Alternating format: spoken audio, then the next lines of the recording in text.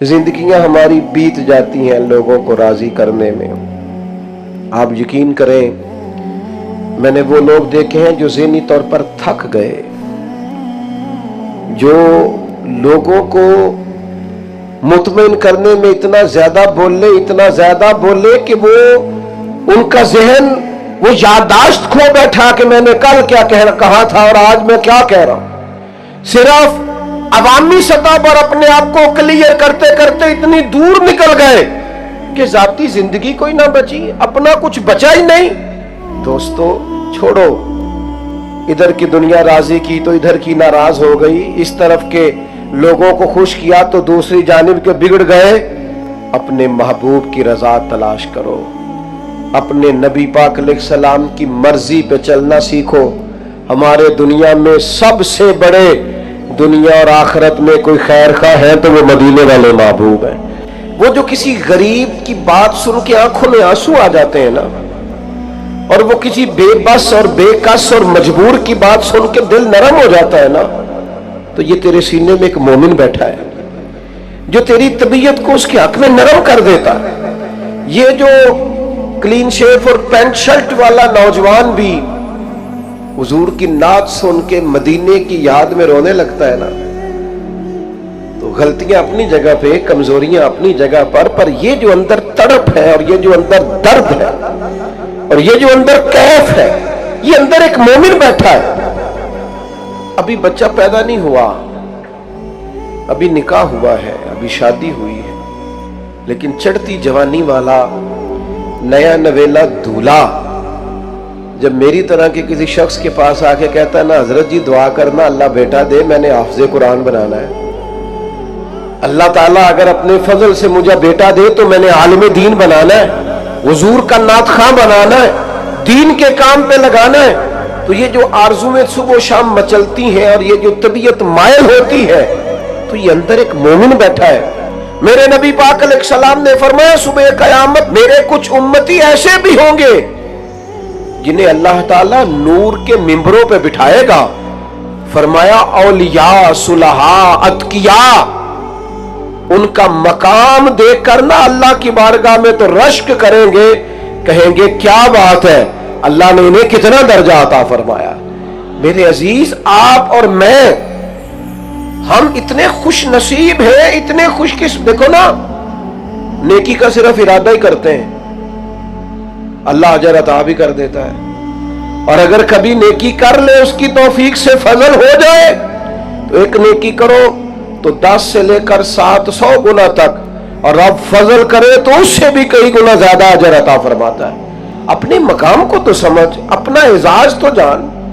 तू कभी इसलिए भी अपनी वेश को सीधी कर कि यार मेरी बड़ी बात है, मैं नबी पाक का गुलाम हूं, मेरी बड़ी बात है मैं हुजूर का गुलाम हूं, मेरी बड़ी बात है मैं नबी पाक अलैहिस्सलाम के दरवाजे पर कशकोल लिए खड़ा हूं, मेरी बड़ी बात है मेरा उनके मंगतों में नाम आता है, मेरी बड़ी बात है मैं उनके सना खानों में।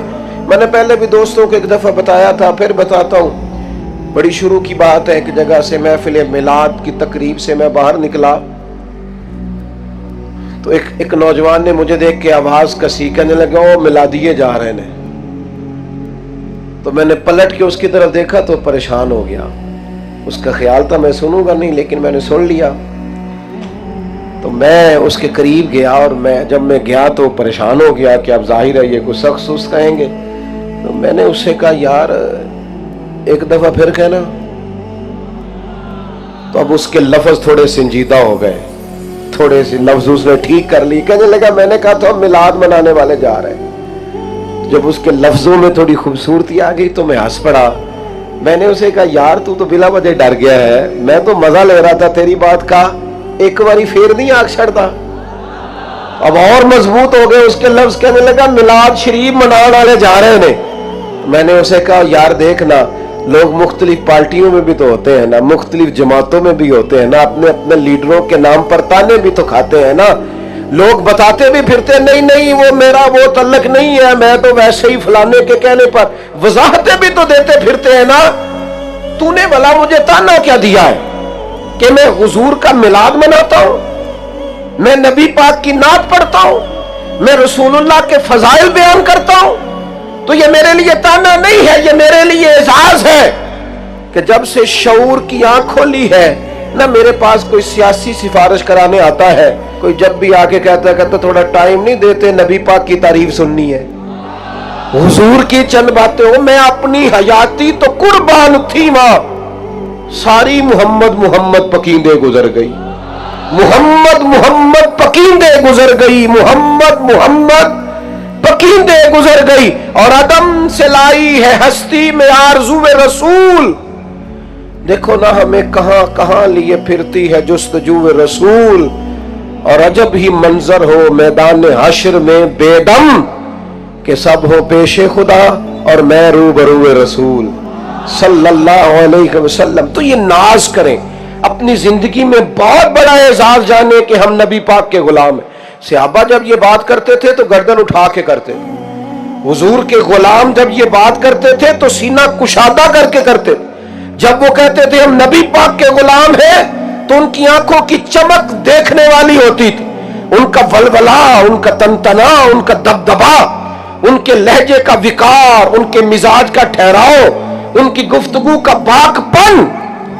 وہ بھیجا نا مسلمہ کذاب کے دربار میں جب حضرت حبیب بن زید کو نبی کریم نے، کپڑے سادے تھے لیکن جب وہ گھوڑے سے اترے اور انہوں نے اپنا درہ زمین پر یوں کر کے رکھا اور پھر اپنا نیزہ زمین پہ گاڑا تو وہ سادے کپڑے والا درویش جدھر جدھر جاتا تھا نا، لوگ ان کو دیکھ دیکھ کے روب کا شکار ہوتے جاتے تھے۔ ان کا طرز زندگی دیکھ کر، آنا جانا دیکھ کر لوگ سمجھتے تھے یار کوئی انفرادی آدمی آ رہا ہے، کوئی انوکھا رنگ۔ بہت بڑا اعزاز جانے اپنے لیے، سب سے بڑا، کہ ہم نبی پاک کے غلام ہیں۔ آپ اعزاز بنائیں اپنی زندگی میں، اور قرآن مجید میں کہا لِتُؤْمِنُوا بِاللَّهِ وَرَسُولِهِ، اللہ اور اس کے رسول پر ایمان لاؤ۔ اپنے دل کے اندر ایمان کی خاص چاشنی کو محسوس کرنا ہے۔ ہم مسلمان ہیں، مسلمان ایک نظریاتی قوم کو کہتے ہیں جو عقیدہ توحید کی ماننے والی، جو سوائے رب کے کسی سے نہیں ڈرتی، جن کے پاس کامل دستور حیات نبی پاک کے اسوہ حسنہ کی صورت میں موجود۔ مومن اس انشراح صدر والے شخص کو کہتے ہیں جس کا سینہ ہر قسم کے وہم سے پاک ہوتا ہے، ہر قسم کے تہمات سے پاک ہوتا ہے، ہر قسم کے خدشات سے پاک ہوتا ہے، ہر قسم کے تکلفات سے پاک ہوتا ہے۔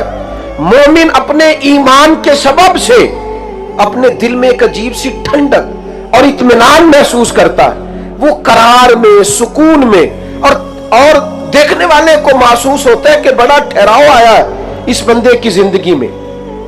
ایک تو حدیث پاک وہ ہے نا کہ حضور نے فرمایا تم میں سے کوئی اتنی دیر تک مومن نہیں ہو سکتا جب تک میں اسے ہر چیز سے بڑھ کر محبوب نہ ہو جاؤں۔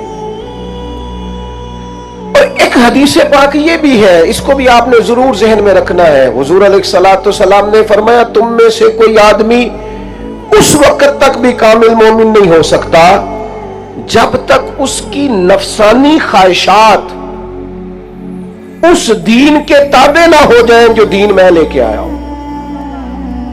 اس کی نفسانی، اس کی خواہش ہی وہ ہو جو اس کے نبی کی چاہت ہے، تمہاری خواہش ہی وہ بنے جو رسول پاک نے چاہا ہے۔ اپنی خواہشات کو حضور کا غلام بنا ڈالو۔ نبی کریم علیہ السلام نے فرمایا تمہاری طبیعت، ہمارے علماء اس حدیث کے تحت فرماتے ہیں کہ تمہارا مزاج اس طرح کا ہونا چاہیے کہ تمہیں جس طرح گرمیوں میں ٹھنڈے پانی سے وضو کر کے نماز پڑھنے میں لطف آتا ہے نا، بالکل اسی طرح کی راحت تمہیں سردیوں میں بھی ٹھنڈے پانی سے وضو کر کے آئے، اس لیے کہ یہ وضو تم اپنی مرضی سے نہیں کر رہے، رب رسول کی مرضی سے کر رہے ہو۔ جس طرح تمہیں نعمت ملنے پر اپنے رب کی بارگاہ میں تمہارا مزاج تشکر کا رہتا ہے، قرار کا رہتا ہے، کوئی بے چینی نہیں، کوئی گھبراہٹ نہیں، کوئی ذہنی فکری الجھاؤ نہیں، بالکل اسی طرح اگر اللہ کی جانب سے کوئی تکلیف آ جائے، وہ کوئی آزمائش ڈال دے، تو پھر بھی تمہاری طبیعت بے قرار نہ ہو، بے چین نہ ہو، الجھاؤ نہ ہو، تم مقام تسلیم و رضا پہ ہو۔ یعنی کیا مطلب؟ کہ دکھ قبول محمد بخشا، बस राजी रहन प्यारे, वो राजी रहे, बाकी कबूलियत है। हमारे यहाँ ना हमने मोहब्बत रसूल का जो माना लिया है वो भी बिल्कुल अपनी मर्जी का लिया है। ये महफिलें, जलसे, जुलूस, इज्तमात, नात खानी, अज़कार, नबी करीम अलैहिस्सलाम के फ़ज़ाइल शुमाइल, ये सब भी मोहब्बत रसूल के नमूने, ये भी हुजूर से इजहार मोहब्बत के मुख्तलिफ तरीके हैं। ये भी नबी पाक अलैहिस्सलाम की बारगाह में अपनी अकीदतों और मोहब्बतों का नजराना पेश करने की एक सूरत है। लेकिन हुजूर अलैहिस्सलाम जो अमली पैगाम लेके आए हैं, जो हुजूर अलैहिस्सलाम का हमसे मुतालबा है, और जिस तरह का करीम रसूल अपने गुलाम को देखना चाहते हैं, जिस तरह का अपनी उम्मत को सजाना, संवारना और निखारना चाहते हैं, वो सूरत हमारी जब तक बन नहीं जाती, गोया हम गुलाम अपने आका के मेयार पर जब तक पहुंच नहीं जाते, उतनी देर तक नजराना अकीदत मुकम्मल नहीं होता। मिशकात की एक हदीस आपने सुननी है बड़ी तवज्जो के साथ, और इसके अंदर से जो ज़िया फूटती है उससे अपना सीना रोशन करना। नबी पाक अलैहिस्सलाम ने ना एक मकाम पे वुजू फरमाया, तो सहाबा हमेशा ये करते थे, उनकी अकीदत का मिजाज था और उनकी तबीयतों का ये रिवाज हो गया था। करीम महबूब अलैहिस्सलाम ने ना वुजू फरमाया तो वो हुजूर के जिस्म अतहर से वुजू का जो पानी लगा हुआ था उसको लेके अपने जिस्म पर मलने लगे, अपने चेहरों पर मलने लगे, अपनी आंखों पर मलने लगे, अकीदतों का इजहार करने लगे। अब वो मंजर हुजूर के चूंकि सामने हो रहा था, नबी पाक अलैहिस्सलाम ने उनकी उन मोहब्बत को, कल्बी कैफियत को और उस अंदाजे गुलामाना को देखा तो हुजूर फरमाने लगे, किस चीज ने तुम्हें मजबूर किया इस चीज पर? ये जो तुम मेरे वजूद से लगे हुए वुजू के बचे हुए पानी के कतरे लेकर अपने जिस्मों पर मल रहे हो और इजहार मोहब्बत कर रहे हो, किस चीज ने तुम्हें इस तरफ माइल किया? तो सहाबा अर्ज करने लगे, या रसूल अल्लाह सल्लल्लाहु तआला अलैहि वसल्लम, आपकी मोहब्बत ने हमें माइल किया है, आपकी मोहब्बत ने हमारा ज़ौक़ बनाया है कि आपके वजूद नूर से जो पानी लगा है वो बड़ा कीमती है, बड़ा मुतबर्रक है, तो हम उसे हासिल करना चाहते हैं उसूल बरकत के लिए। तो उन्होंने तो एक भरपूर इजहार मोहब्बत किया था ना, नहीं एक पूरा जज्बे का इजहार किया था, लेकिन वहीं उस मोहब्बत पर जो हुजूर का मुतालबा है और उस मोहब्बत पर जो रसूल पाक अलैहिस्सलाम तामीर करना चाहते हैं, अपने महबूब की रजा। और सहाबा ने ना वालेहाना अंदाज में बातें मानी है नबी पाक की, वालेहाना अंदाज। इस तरह किसी ने लकीर खींच ली और फिर उम्र भर उसका लकीर का फकीर नहीं रहा। किसी ने कुछ तय कर लिया तो फिर सारी जिंदगी उस पर जिंदगी गुजारनी थी। हजरत हकीम बिन हिजाम रदी अल्लाह तआला अन्हु कहते हैं, मैं हुजूर की बारगाह में था तो हुजूर ने मुझसे एक वादा लिया, फरमाया किसी के सामने अपने हाथ ना फैलाना, कभी किसी बंदे के सामने कशकोले तलब दराज ना करना। और दोस्तों सुनो, दुनियादार कुछ भी नहीं देते, सेठ, नवाब, अमीर रिश्तेदार, अमीर दोस्त अब कुछ भी नहीं देते, बल्कि हम ना कहकर गुजारिश करके अपने लफ्जों का भरम खराब करते हैं। हम किसी के सामने अपने हाथ फैलाकर अपने वकार का जनाजा निकालते हैं, हम किसी को अपना दुखड़ा सुनाकर अपने लफ्जों को बेआबरू करते हैं। नबी करीम सल्लल्लाहु अलैहि वसल्लम ने फरमाया, हकीम किसी के सामने सवाल नहीं करना। हजरत हकीम बिन हिजाम कहते हैं, बस तय कर लिया, बस हुजूर ने कह दिया, बात खत्म हो गई। हमने न कभी कतरे पे गौर किया और न दरिया देखा, बस जहां तेरी झलक देखी वहीं डूब गए। हुजूर का विसाले ज़ाहिरी हुआ।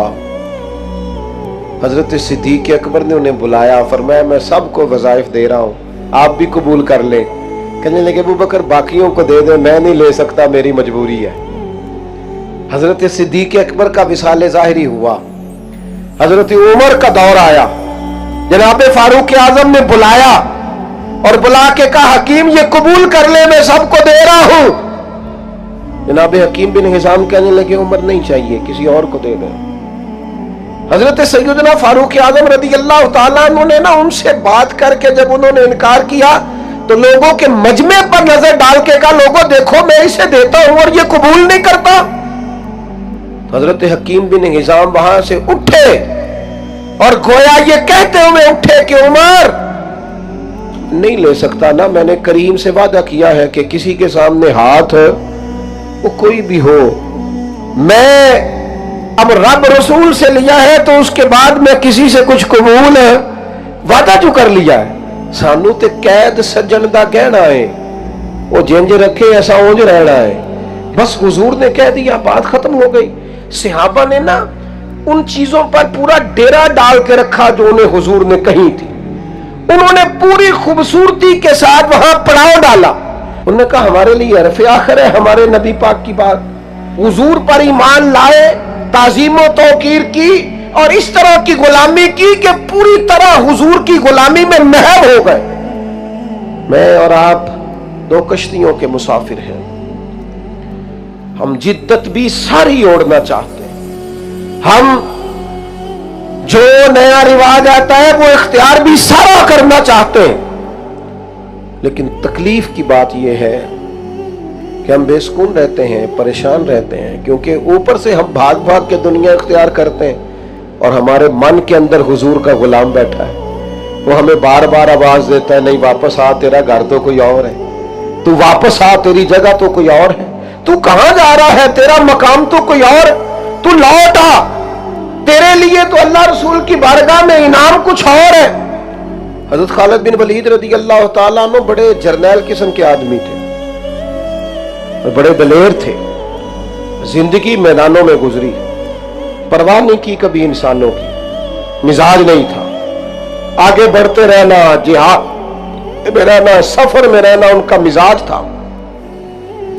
हजरत अम्मार बिन यासर गरीब आदमी थे, लेकिन उनका एजाज ये था कि वो नबी पाक के प्यारे हैं। किसी बात में शक्कर रंजी हो गई, इख्तलाफ राय हो गया, जनाब अम्मार इब्ने यासर रज़ी अल्लाह तआला अन्हु उस बात से रंजीदा खातिर हुए। दिल जब टूटा तो वो दुख के जज्बात आंसू बन के रुखसारों पर बह निकले। हुजूर की बारगाह में पैगाम गया, उन्हें महबूब की बारगाह में पेश हो के मौका मिला अपनी बात अर्ज करने का। हुजूर ने नहीं कहा हजरत खालिद बिन वलीद से कि आप इनको राजी करें या आप इनसे बात करें। अव्वल तो सहाबा में कभी कोई अदावतें होती नहीं, रंजिशें होती नहीं, अदावतें तो रहती नहीं और रंजिशें भी नहीं होती, और कभी हो भी ना सिर्फ इसलिए होती है कि हमें सुलह के तरीके समझ में आ जाए, हमें पता चल जाए कि राय के इख्तलाफ के बावजूद भी खुलूस कैसे होता है। हजरत सैयदना खालिद बिन वलीद को हुजूर ने यह नहीं फरमाया इन्हें राजी करो, बल्कि हुजूर ने इतनी बात कही। ये गुलाम के लिए ना इशारा भी बड़ा काफी होता है। हजरत बायजीद बुस्तामी फरमाया करते थे अपने मुरीदों को, शागिर्दों को, फरमाते थे जिसने हमारी चुप से कुछ नहीं सीखा वो हमारी तकरीर से क्या सीखेगा, जिसने हमारे खामोश रहने से हमारी मर्जी को नहीं पाया वो हमारी गुफ्तगू से क्या पाएगा। तू पा ही नहीं सका, बात को समझ ही नहीं सका। हुजूर ने हजरत सैयदना खालिद बिन वलीद को यह नहीं फरमाया अम्मार को राजी करें, बल्कि महबूब ने मुतलक कहा, फरमाया जिसने अम्मार से मोहब्बत की उसने मुझसे मोहब्बत की, और जिसने इससे बुग़्ज़ रखा उसने मुझसे बुग़्ज़ रखा। बस एक बात मुतलक कर दी और करके बात छोड़ दी। जनाब खालिद बिन वलीद जैसा जर्नैल, एक बहादुर आदमी, एक सिपा सालार जो मैदान जंग के अंदर एक यूनिवर्सिटी का दर्जा रखते हैं, जिनसे कयामत तक लोग सीखेंगे, पाएंगे, परखेंगे, इतना बड़ा आदमी, दो जुमले नबी पाक के जिसने इससे प्यार किया उसने मुझसे प्यार किया, बस इन दो जुमलों में वो जरनैल घोड़े की पुश से यकदम जमीन पे आए, जनाब अम्मार इब्ने यासर को राजी करने लगे और कहने लगे अम्मार शायद ये काम मैं कभी न करता, लेकिन जब से तू करीम का प्यारा बना है ना, मेरे लिए तेरी रजा से बढ़कर और कोई चीज है ही नहीं। तू किसी तरीके से राजी हो जाए ताकि मुझसे मेरे महबूब राजी हो जाए, वो राह मेरे लिए आसान हो जाए जिस रास्ते से मैं हुजूर की बारगाह तक जाऊं। दोस्तों, अपनी जिंदगी में जब तक ये इनफिरादी इनकलाब हम बर्पा नहीं करते, देखो حضور ایک دین لے کے آئے ہیں، ایک نظریہ لے کے آئے ہیں، اس کے لیے صحابہ کو جدوجہد کرنی پڑی ہے، ان کے گھروں کے اندر ان کی مخالفت ہوئی ہے، ان کے قبیلوں نے ان سے تعلق توڑا ہے، ان کو کاروباروں میں، تجارتوں میں لوگوں نے ان سے کام کرنا چھوڑ دیا، خسارہ ہوا، لیکن ایک انقلاب ہے نا، ایک سوچ ہے۔ اگر وہ بس ٹھیک ہے، روٹین میں سارا کچھ چل رہا ہے جس طرح سارے چل رہے ہیں تو انہیں کوئی بھی تکلیف نہ ہوتی، لیکن انہیں ڈھیر سارا رد عمل دیکھنا پڑا ہے، مخالفت سہنی پڑی ہے، کیونکہ وہ ایک الگ بات کر رہے تھے، ایک انوکھی بات کر رہے تھے۔ انہوں نے عملاً اپنی زندگی میں انقلاب برپا کر کے دکھایا، اگرچہ شدید انہیں طوفانوں کا سامنا کرنا پڑا۔ ایک حضور کی صحابیاں ہیں، ان کا بھائی انتقال کر گیا، 3 دن ہو گئے ان کے انتقال کو۔ اب ظاہر ہے کسی کے گھر میں کسی کا انتقال ہو جائے تو ہمارے ہاں کتنے ہفتوں لوگ آتے جاتے رہتے ہیں اور کیا ماحول بن جاتا ہے، بلکہ لوگوں کی چاہت ہوتی ہے کہ فلانا رویا ہی نہیں، وہ دیکھو جی اسے تو افسوس ہی کوئی نہیں، دیکھو جی فلاں آدمی وہ تو اس کو چہرے سے لگ رہا تھا اسے پرواہ ہی کوئی نہیں۔ لوگ اپنے اپنے رنگ میں گفتگو کرنی شروع کر دیتے۔ صحابیہ ہیں اور سگے بھائی کا انتقال ہو گیا۔ نبی پاک علیہ السلام نے فرمایا کسی کا کوئی بھی انتقال کر جائے تو 3 دن سے زیادہ سوگ نہیں کرنا، سوائے اس خاتون کے جس کا خاوند انتقال کر جائے وہ عدت پوری کرے گی۔ اب وہ خاتون کہتی ہے چونکہ حضور کا حکم تھا 3 دن سے زیادہ سوگ نہیں کرنا، تو لہذا 3 دن گزرے، میں نے اٹھ کے لباس بدلا، غسل کیا، خوشبو لگائی، لوگوں نے باتیں کی، بعض لوگوں کی نظریں بھی اٹھیں، انہوں نے کہا حد ہو گئی ہے، بعض خواتین کی نظریں بھی اٹھیں، کمال ہے، ابھی 3 دن ہوئے بھائی کا انتقال ہوا۔ تو وہ صحابیہ کہنے لگے مجھے کہیں جانا تو نہیں تھا کہ میں خوشبو لگاتی، یا مجھے کوئی مصروفیت تو ایسی نہیں تھی، کہیں عبادت کے لیے تو نہیں جانا، اور نہ مجھے فوراً ضرورت تھی، لیکن یہ سارا کام میں نے اس لیے کیا ہے تاکہ حضور کی شریعت کا وہ حکم پورا ہو جائے کہ 3 دن سے زیادہ کسی کا سوگ نہیں منانا، اس لیے میں نے فوراً یہ عمل کر کے دکھایا ہے کہ کوئی یہ نہ سمجھے کہ میں اس حکم سے پیچھے ہٹ کے بیٹھی ہوئی ہوں۔ تو صحابہ نے عملاً وہ سارے کام کر کے دکھائے۔ آج میلاد کی محفل کوئی بہت بڑا عالم بیان کرے یا میری طرح کو کوئی چھوٹا آدمی، ہر جگہ آپ کو تقریر میں یہ بات ملے گی کہ حضور علیہ السلام سے پہلے غریبوں کو پوچھا نہیں جاتا تھا، جب محبوب تشریف لے آئے تو غریبوں کی داد رسی ہوئی۔ سچ بتاؤ میلاد منانے والوں، میلاد کے دنوں میں کسی غریب کے گھر لنگر پہنچاتے ہو؟ ہر عالم سے، ہر واعظ سے تو سن رہے ہو حضور غریبوں کے والی بن کے آئے، تو پھر میلاد میں کیا یہ ضروری نہ تھا کہ ہمیں پتا تھا کہ ہماری گلی میں یہ آدمی غریب ہے تو اچھا کھانا پکا کے اس کے دروازے تک پہنچا دیا جاتا؟ حضور اس میلاد سے بڑے راضی ہوتے؟ کیا ہر میلاد کی تقریر میں ہم یہ نہیں سنتے کہ بیٹیوں پر ظلم ہوتا تھا، زندہ درگور کر دی جاتی تھی؟ دل پہ ہاتھ رکھ کے بتاؤ نا، آج بھی جہیز کے نام پر بیٹیوں کو درگور نہیں کیا جا رہا؟ آج بھی ایک نیا ظلم، ایک نیا ستم روز ان کے لیے روا نہیں ہے؟ سب سے زیادہ بہترین میلاد اس امیر آدمی نے منایا ہے جس نے اپنے بیٹے کا رشتہ اپنے غریب رشتہ داروں میں طے کر دیا اور امیر ہو کر غریب بیٹی کو بیاہ کے لایا۔ اس نے سب سے عظیم میلاد منایا۔ ہم کیوں نہیں اس طرح میلاد مناتے کہ بیٹی کا جتنا بھی حصہ بنتا ہے اسے اس لیے دے دے کہ رسول پاک نے مقرر فرمایا، اللہ کے قرآن نے مقرر فرمایا۔ حضور کے میلاد سے قبل یہ جہالت تھی، اب تھوڑی ہونی چاہیے کہ بیٹیوں کا حصہ دبا لیا جائے۔ یہ میلاد کیوں نہیں مناتے؟ عورت کو پیر کی جوتی سمجھا جاتا تھا، جب جی چاہتا نکال دیا جاتا۔ میرے محبوب نے عورت کو اعزاز دیا اور فرمایا یہ تو تیرے ایمان کے محفوظ ہونے کا ذریعہ بنی ہے، جس نے نکاح کر لیا ایمان محفوظ کر لیا۔ اس کو محبوب نے اعزاز دیا، اور حضور نے بار بار تاکید کی کہ عورتوں کے بارے میں اللہ سے ڈرنا۔ تو اللہ کرے نا کچھ میلاد اس طرح کا بھی منائے ہم کہ 12 ربیع الاول کے بعد اپنا رویہ نرم کرے اہل خانہ کے حق میں، اور وہ جو حضور نے فرمایا تم میں سے بہتر وہ ہے جو اپنے گھر والوں کے لیے بہتر ہے، اس کی عملی صورت پیش کرے۔ غلاموں کے ساتھ ظلم ہوتا تھا، محبوب آئے، غلاموں کو اعزاز ملنے لگا۔ کتنی مشکل میں ہے آج ملازمین مختلف لوگوں کے، اللہ کرے میلاد کی خوشی میں ہی ان کے ساتھ رویہ ٹھیک کر لیا جائے، ان کے لیے تھوڑے اپنے دلوں میں گنجائش پیدا کر لی جائے۔ میری بات مکمل ہو گئی، میں بات سمیٹنے لگا ہوں۔ ایک تو اپنے لیے ایمان کو اعزاز سمجھیں، مومن ہونا باعث سے فخر جانے، اور دوسرا جذباتی انداز میں دین کے احکامات پر عمل کریں، حضور کی رضا کو سمجھے کیا ہے اور اس رضا کو پانے کی کوشش کریں۔